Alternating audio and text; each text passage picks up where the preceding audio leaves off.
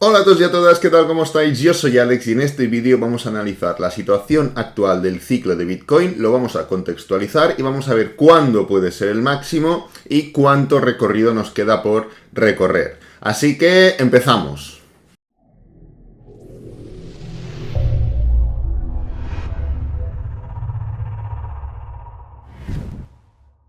Bueno, antes de nada, os voy a dejar aquí en el primer comentario fijado un vídeo muy chulo, bueno, como todos, pero un vídeo que hice hace bastante tiempo analizando ya el ciclo de Bitcoin. Me habéis estado preguntando mucho que por favor actualice, etcétera, etcétera. Pues bueno, si no te has visto ese vídeo, te recomiendo que primero te lo veas. Es muy interesante y a través de los halvings, los máximos, etcétera, etcétera, calculo cuándo puede ser el máximo del ciclo actual y pues más o menos hacemos una predicción aproximada del recorrido al que podemos alcanzar, ¿no? Entonces, te lo voy a dejar aquí en el primer comentario fijado, como siempre, vas, te lo miras, o primero te miras este y luego te miras el otro, como quieras, ¿vale? Así que nada, vamos a empezar ya directamente. Aquí tenemos el gráfico diario de Bitcoin. En verde, las líneas verticales son los halvings, ¿de acuerdo? Este halving de aquí, que sería ya el cuarto, sabéis que no hay una fecha exacta que nos diga cuándo va a ser el halving, pero lógicamente sabemos que es en el 2024, pero no sabemos exactamente. Yo lo he puesto más o menos a finales de febrero. Pues bueno, porque más o menos puede coincidir sobre esas fechas, ¿vale? Igual es febrero, igual es marzo, igual es abril, igual es principios de febrero, no lo sé. Pero bueno, da igual, más o menos es ese periodo. También comentaros, el vídeo no... O sea, lo estáis viendo hoy que es martes para vosotros, pero para mí es lunes. Pero realmente me da igual lo que haga Bitcoin, como si cae un 20%, no altera nada lo que os quiero comentar, ¿vale? Entonces, las líneas verdes es lo que os he comentado.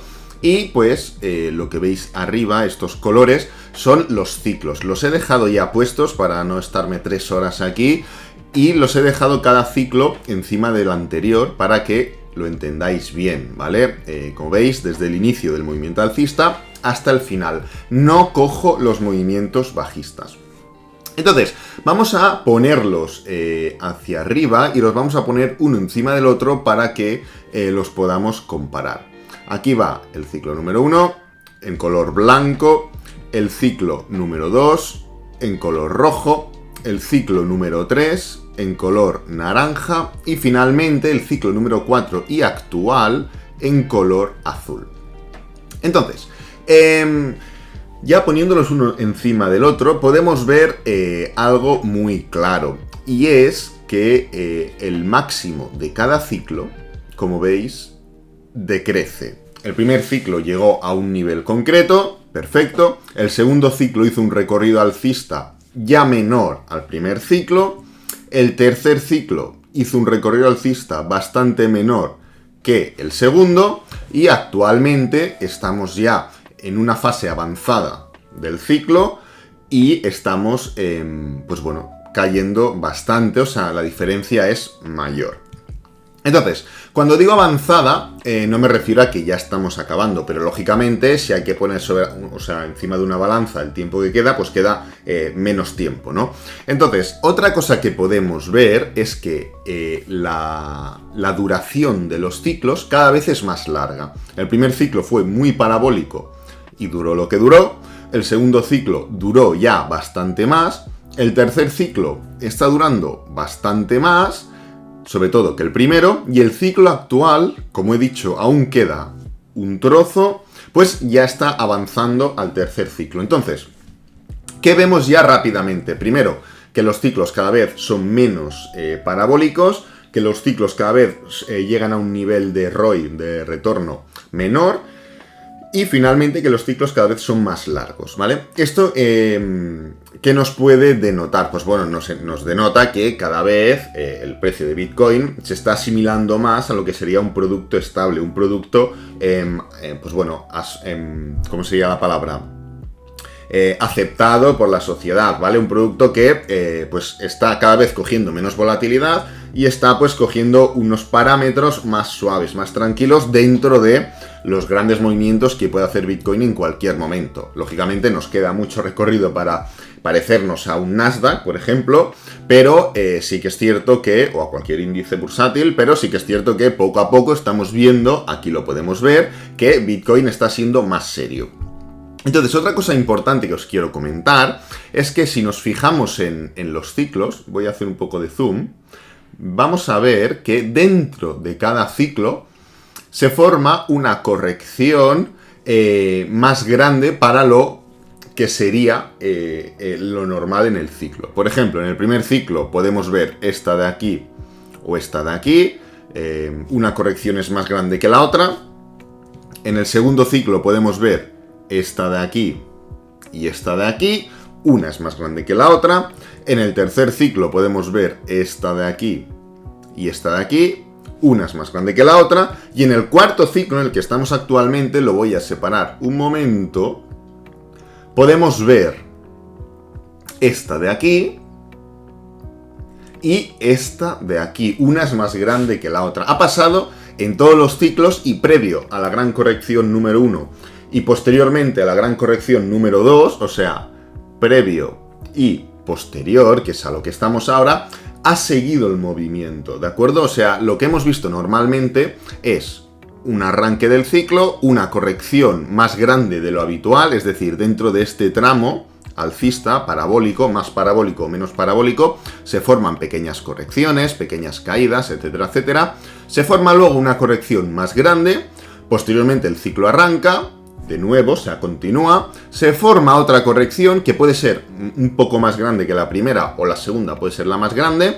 Repito, aquí se siguen formando mini correcciones y posteriormente se forma un nuevo movimiento parabólico o alcista final que acaba con el final del ciclo y ya empieza un mercado bajista, ¿vale? Eso lo hemos visto en todos los ciclos anteriores. Entonces, bueno, destacar que esta gran corrección viene pues precedida por el COVID, ¿de acuerdo? Por lo tanto, es una situación lógicamente extraordinaria, no es algo habitual ni normal. Entonces, actualmente ya hemos tenido una gran corrección, un gran movimiento alcista, otro gran movimiento alcista, estamos en una nueva gran corrección y lo que sabemos por la historia de Bitcoin es que aún nos quedaría otro movimiento alcista antes de acabar el ciclo, ¿vale? Entonces, otra cosa que os quiero puntualizar y de la que no voy a hablar en exceso porque ya lo vais a tener en el vídeo que os dejo aquí abajo en la descripción, ¿vale? Pero os quiero enseñar que desde el máximo de cada ciclo hasta el inicio del halving, aquí por ejemplo, 530 y pico días. Del máximo de este ciclo, a ver, vamos a ponerlo hasta el halving, 900 días. Del máximo del ciclo hasta el halving, casi 900 días. Entonces, teniendo en cuenta que estamos en esta zona de aquí, de 60.000, del máximo hasta el halving, más de 1000 días. Es decir, es más que probable que el nivel máximo del ciclo actual no sea este, ¿vale? ¿Por qué? Porque quedan muchos días hasta el halving y sabemos que más o menos son unos 900 días como máximo desde el máximo del ciclo hasta el halving, desde el máximo del ciclo hasta el halving. Por lo tanto, aquí ya sería pasarnos bastante. Y teniendo en cuenta que los ciclos cada vez son más largos, lo normal es que este movimiento se alargue un poco más y el máximo del ciclo esté más cerca del halving, que pues seguramente será en febrero, pero es que igual no es en febrero, o sea, es que igual es en abril, en mayo, por lo tanto, no serían 1000 días o 1000 y pico días que quedan, sino que igual serían 1100 días o 1200 días, no lo sé, ¿vale? Entonces tenemos que tener eso en cuenta.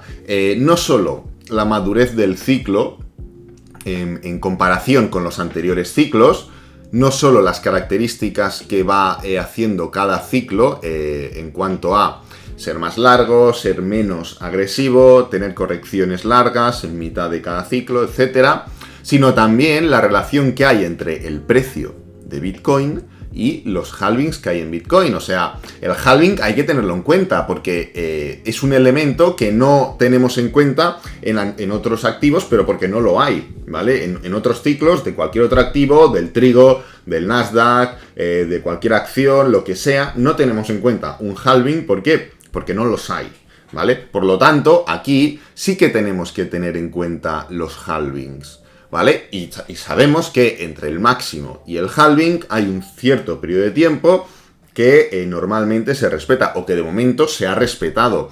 Y junto a lo que hemos comentado de la duración y demás, pues nos puede dar a entender que queda recorrido alcista. Además, pues ya con análisis técnico pues podemos denotar también pues que el precio está arrancando de una zona de soporte, que podemos estar saliendo de aquí, etcétera, etcétera, etcétera. ¿Eso quiere decir que vayamos a llegar a 150.000? No.